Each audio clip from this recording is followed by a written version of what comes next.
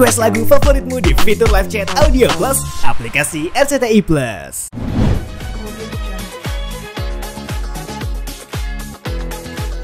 Iya, Pak Barkah punya riwayat kanker nasofaring.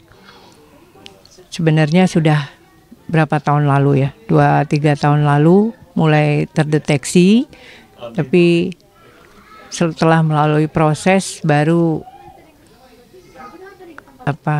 jelas bahwa itu termasuk yang ganas. Nah, melalui kemoterapi yang sekian kali, 16 kali, dan radiasi, maksudnya radiasi 32 kali. Tapi di kemo yang 3 terakhir itu beliau sudah tidak kuat. Beliau merasa sakit semua badannya, artinya dia tidak sanggup dengan efek kemo itu gitu. Mungkin setiap orang beda-beda, ada yang memang kuat, ada yang, tapi Pak Barkah entah karena usia dia rentan dengan obat kemo tersebut sampai dia terakhir itu, dari 3 kemo yang terakhir itu beliau selalu mengalami stroke ringan. 1, 2, ketiga. Jadi untuk yang berikutnya beliau memang benar-benar sudah tidak mau, karena beliau merasa bahwa semua badan jadi panas gitu. Bahkan untuk yang sedihnya tuh, untuk minum air aja saya melihat sendiri dia menitikkan air mata karena pedih katanya gitu. Iya, ketika apalagi asupan makanan yang lain gitu loh, air putih aja. Jadi akhirnya kami keluarga memutuskan kami akan menyembuhkan psikis beliau dulu, bahwa dengan trauma-trauma yang ada beliau harus sembuh, beliau harus fight dulu dengan kondisi yang lemah itu untuk jadi kuat gitu. Ya akhirnya memang nggak bisa diprediksi ya, bahwa kanker itu penyebarannya sangat tidak bisa kita duga-duga. Terakhir 10 hari ini beliau mengeluh sesak dan batuk, dan hasil ronsen memang menunjukkan bahwa di paru-parunya sudah menjalar nasofaring. Terdeteksinya tuh 2 tahun yang lalu ya, tapi melalui proses itu baru ketahuannya bahwa itu ganas atau tidak ya 1,5 tahun lah gitu. Setelah 6 bulan proses dari itu gitu. Sentra Medika Cisalak, ya, yang dekat dari rumah kami gitu. Beliau di situ. 0040. Iya. Kakak sama iya, yang paling kecil. nomor 1 sama yang bungsu gitu. Karena kita aplusan, kalau saya giliran menjaganya pagi sampai malam ketika anak-anak datang untuk itu.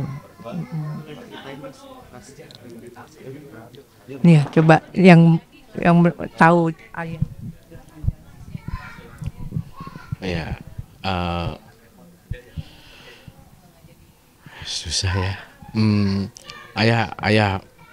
Ayah kuat.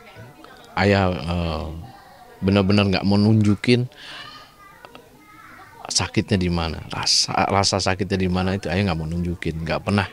Kalau di aku mungkin karena ayah tuh dulu kan ngajar di IKJ seni rupa, terus aku juga di IKJ sebagai murid seni rupa, itu banyak kenangan. Aku diajar banyak sama beliau, dari akademis di kampus, dari sisi di luar akademis beliau juga ngajarin saya banyak hal. Terus saya juga diajarin untuk maju, bisa berani ke depan umum untuk ngajar seperti beliau, seperti mengajar seni rupa, mengajar makeup seperti beliau, makeup karakter. Jadi banyak yang beliau ajarkan kepada saya.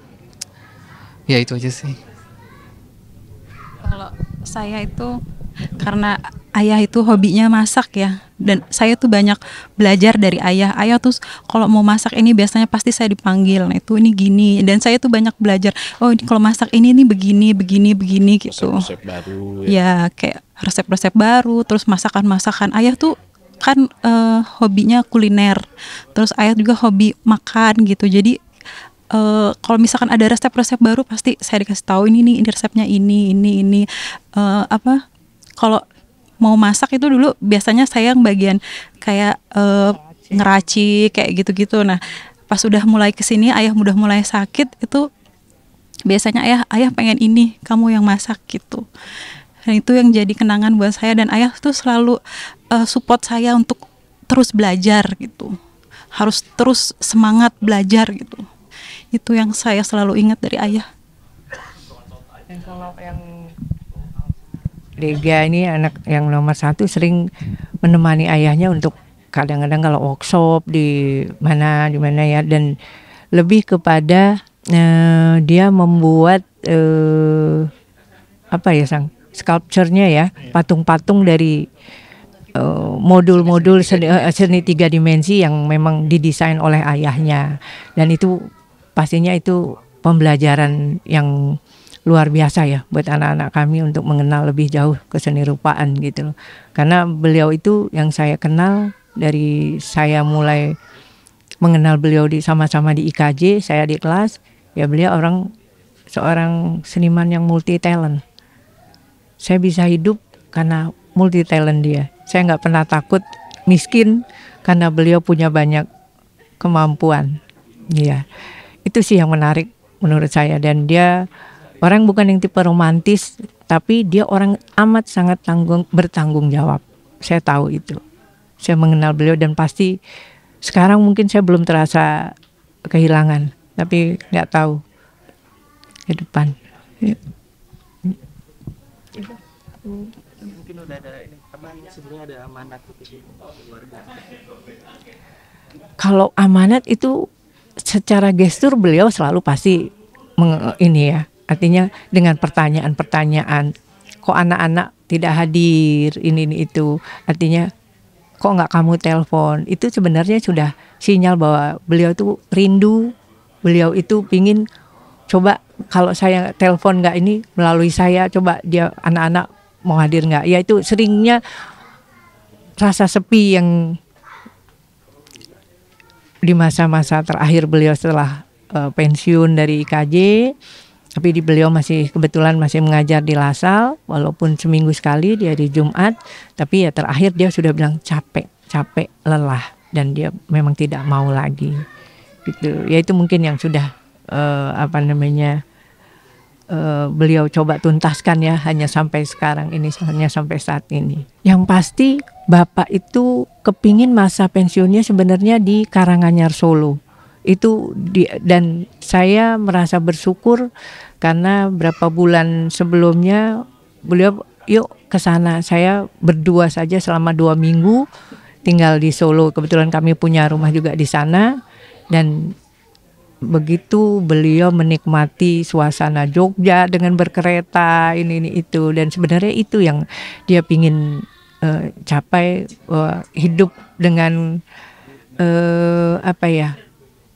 kebersahajaan tapi nikmat gitu. Pastinya, cuman kalau kemarin saya tanya gimana ya gini, saya capek. Ya seolah-olah dia sudah memfirasati bahwa saya nggak mungkin gitu loh. Gitu. Dan satu hal yang masih menjadi PR, beliau itu karena hobinya wayang, dan beliau juga sudah menyiapkan begitu banyaknya wayang-wayang yang dia beli dari Jawa dan Bali, tapi belum sempat beliau mainkan. Karena dia dari kecil memang suka dalang, sampai dia dewasa dia juga penari, dia juga seniman patung, dia juga pelukis, topeng, dia membuat topeng. Ya itulah, dia menarik aja, sosok yang menarik. Ya. Amat sih dikubur di PPU. Dikubur di Tapos apa? Karaba. Iya, di Tapos Depok, TPU Tapos Karaba. Iya, itu. Ya. Terakhir Bu, doa. Doanya tentunya sama seperti halnya yang lain. Semoga anak-anak menjadi anak-anak yang soleh, anak-anak yang kuat, anak-anak yang senantiasa bisa mendoakan orang tuanya supaya di sana hidup lebih nikmat. Iya. Ya, semoga kita bisa menjalani apa yang ayah inginkan. Contohnya seperti menjaga bunda dengan baik. Ya itu sih titipan ayah. Jadi itu semoga bisa kita laksanakan dengan baik, itu aja. Semoga ayah di sana mendapat tempat yang terindah. Amin. Mendapat surga, insya Allah. Amin. Ya semoga saya bisa mewujudkan apa yang Bapak inginkan, bisa menjaga ibu, istri saya, dan adik-adik saya.